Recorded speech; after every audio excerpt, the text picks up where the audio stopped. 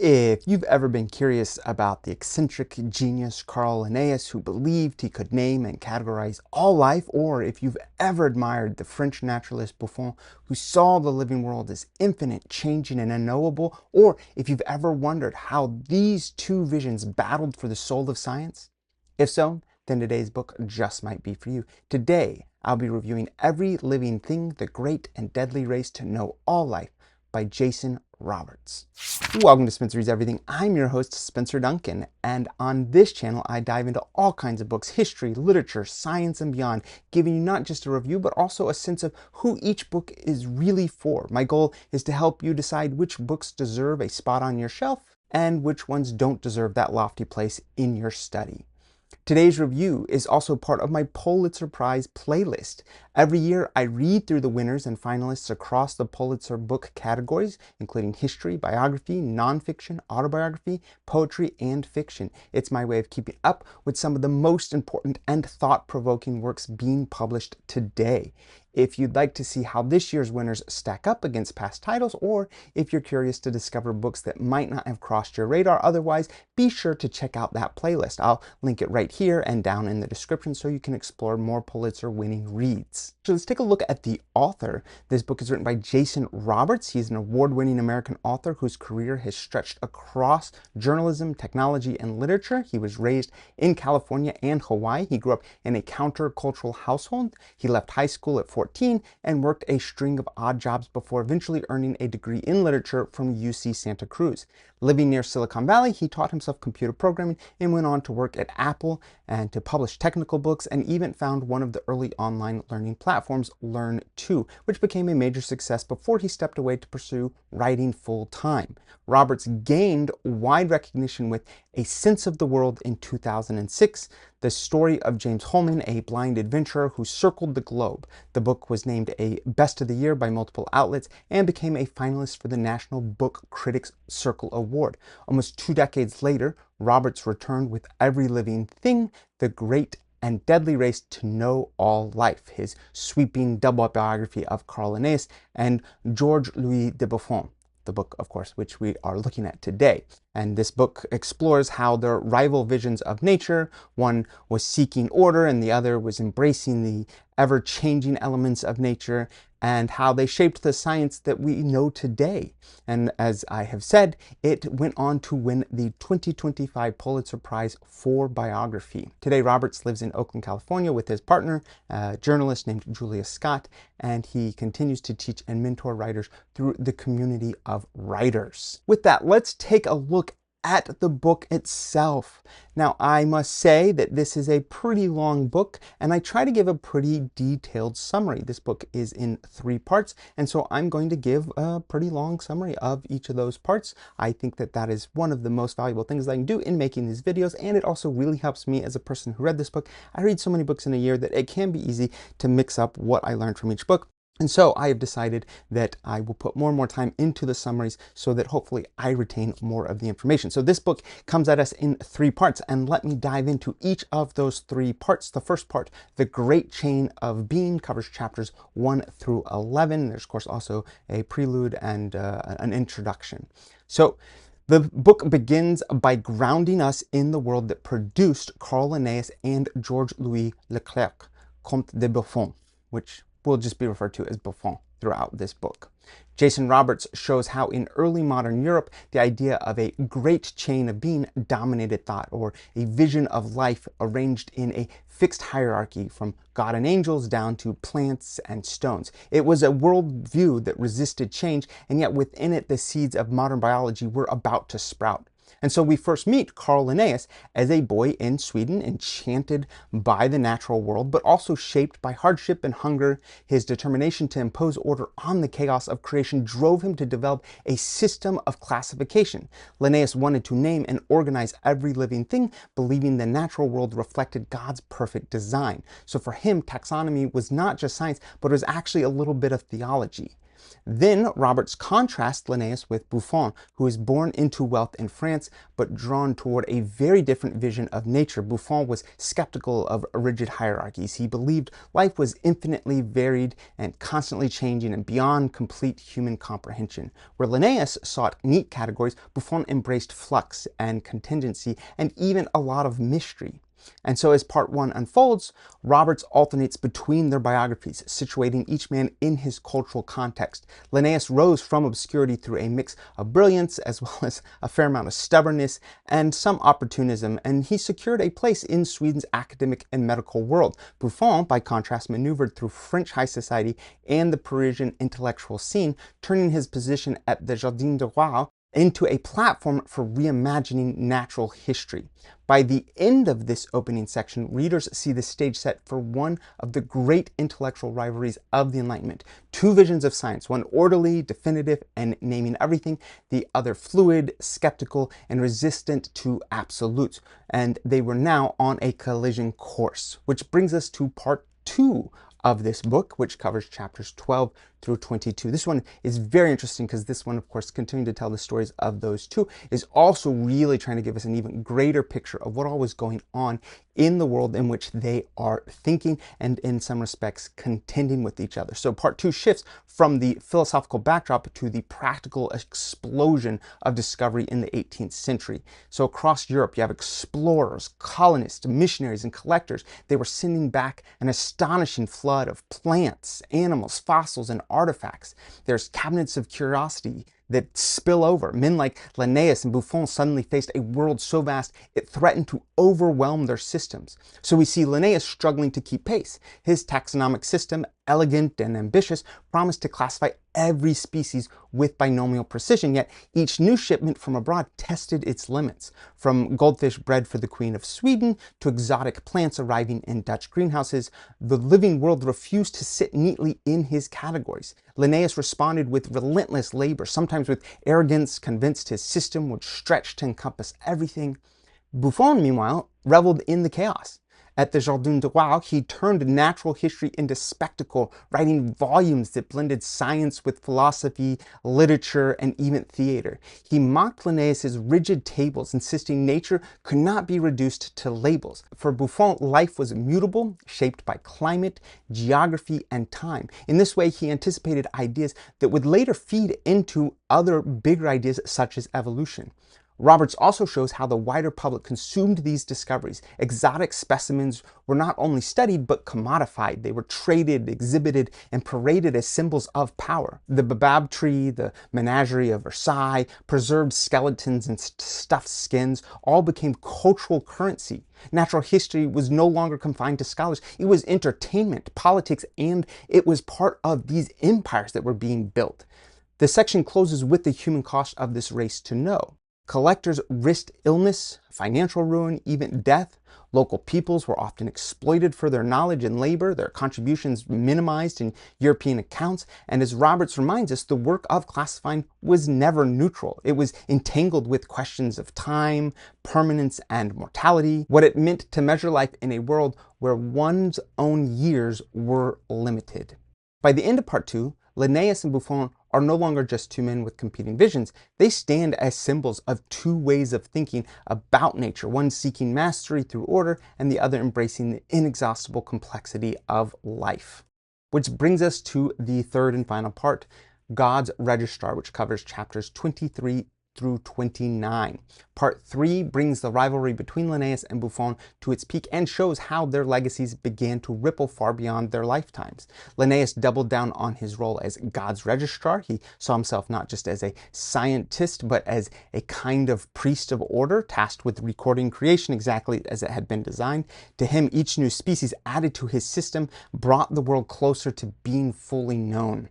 His students carried the methods across Europe and into colonies abroad, spreading Linnaean binomials like a new scientific language. I must say that coming into this, knowing the Linnaean binomials was the big thing that I knew about these two. And so I actually assumed coming into this that Linnaeus is the name that I would recognize more and that I would probably appreciate more of his work because it has that legacy. And well, I'll tell you what exactly I thought of that at the end. Buffon countered with something far more radical. His Histoire naturelle grew into a sprawling, multi-volume monument, dazzling the public as much as it exasperated his peers. He dared to suggest that species might change over time, that the Earth was older than Scripture implied, that climate and geography shaped the very essence of life. While he never openly endorsed evolution, his hints and provocations seeded ideas that would blossom in the next century. The author explores how their conflict reflected broader tensions in Enlightenment Europe. Linnaeus embodied a Protestant northern vision of science, of disciplined, orderly, missionary in spirit. Buffon stood for a Catholic, a French model that was worldly, theatrical, skeptical of absolutes. And their scientific battle was also cultural and political, mirroring rivalries between nations, empires, and philosophies. At the same time, the pursuit of natural history was transforming into a global enterprise. Expeditions charted coastlines, they filled museums, and fed the ambitions of empires. Collectors died in jungles and deserts. Indigenous knowledge was borrowed, stolen, or erased, and the accumulation of specimens became both a triumph of curiosity and a symbol of domination. By the later chapters, the author turns reflective. Both men faced age and illness. Linnaeus, once so confident, grew frustrated that his system was never complete, that life endlessly outran his categories. Buffon, who was known as being flamboyant, clear to the end, staged grand public readings of his works, ensuring his ideas would echo long after him. And so part 3 closes with the recognition that the rivalry was not settled in their own time. Instead, it opened two enduring paths: the dream of mastering nature through classification and the humbling recognition that nature is inexhaustible and dynamic and beyond any final comprehension.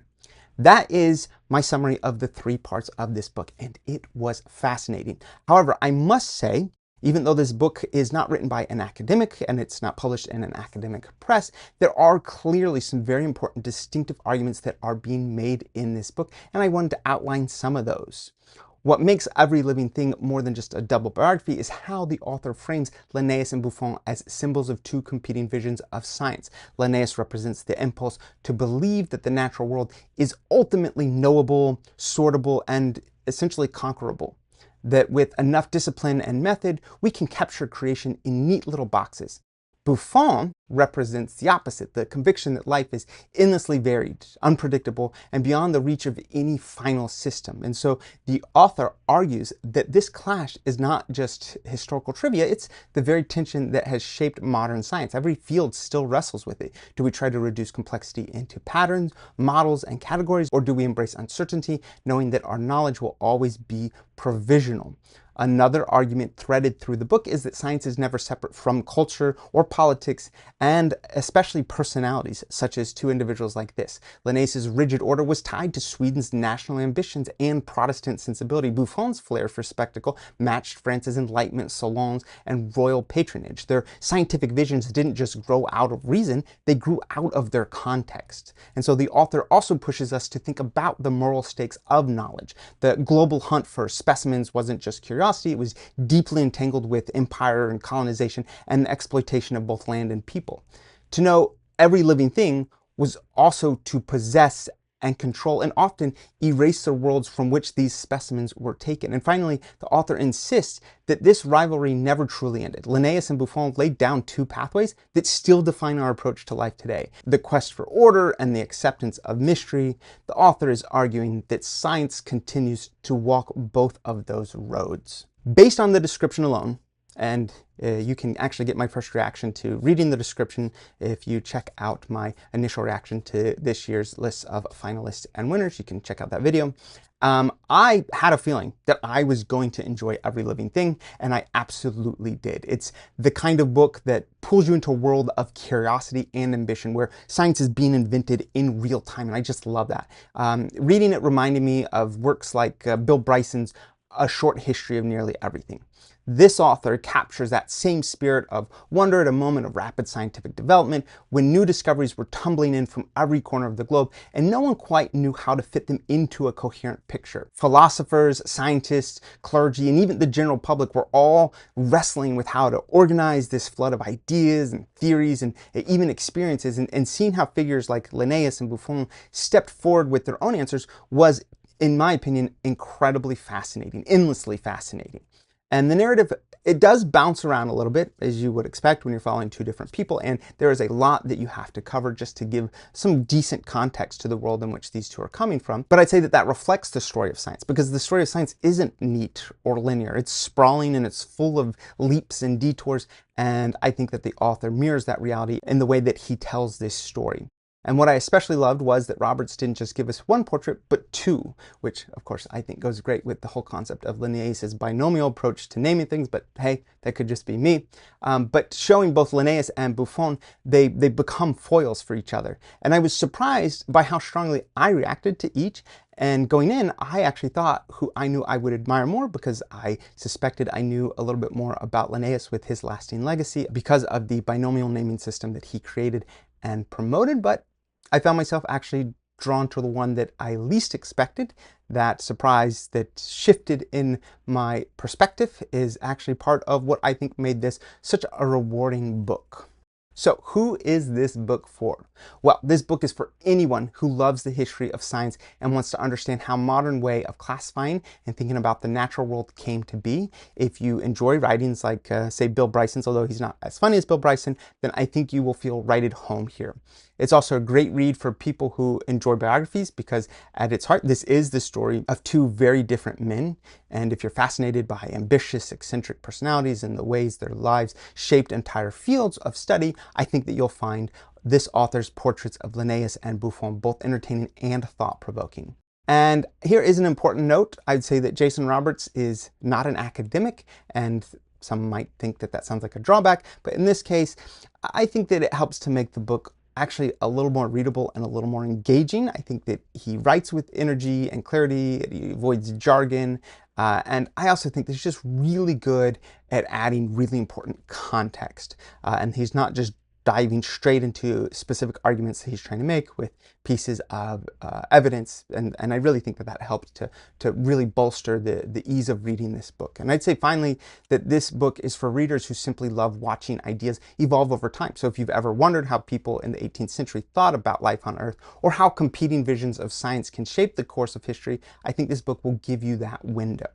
So who is this not for? Well, this book is not for readers who want a straight, single-threaded biography, because Roberts is dealing with huge intellectual shifts across Europe. The narrative naturally bounces around between people, places, and ideas. So if you prefer a neat, linear life story without digressions, this might not feel like what you want. It's also not for readers who want a purely scientific explanation of classification systems. While there's plenty of science here, Roberts is actually more interested in personalities, as well as cultural clashes and the philosophical stakes of naming and knowing life. If you're hoping for deep technical biology, I wouldn't say that this is the book for you, although there is certainly a great amount of discussion of biology and techniques. I wouldn't say that that is actually truly the heart of this book. And finally, I'd say it's not for people that like good books, because I thought it was a great book. I thought it was very entertaining, very interesting, and I would highly recommend it to pretty much anyone. Every Living Thing is one of those rare books that manages to capture both the sweep of history and the quirks of individual genius. Jason Roberts shows us Carl Linnaeus and Georges Louis Leclerc, Comte de Buffon, not just as scientific figures, but as flawed, ambitious, deeply human men wrestling with the enormity of life itself. For me, that's what made the book so rewarding, the sense that the debates of the 18th century are not so far removed from our own time. And asking questions like, how do we organize knowledge itself? How do we balance certainty with humanity in the face of nature? These questions haven't gone away, and I think that the author makes their urgency feel very alive in this telling. So if you love stories of discovery, if you like seeing the human drama behind scientific revolutions, or if you just enjoy spending time in a book that is as readable as it is thoughtful, I highly recommend Every Living Thing. I'd love to know what you think. Have you read Every Living Thing? Or do you have a favorite biography of a natural philosopher or early scientist? Please let me know in the comments. And while we're here, be sure to check out more of my videos and playlists. Whatever your reading taste, you'll find something to match it, I imagine. Of course, the name of the channel is Spencer Reads Everything, and I think that reflects the diversity of videos that I have. If you like my videos, please share them. The more people who know about this channel, the more videos I can make.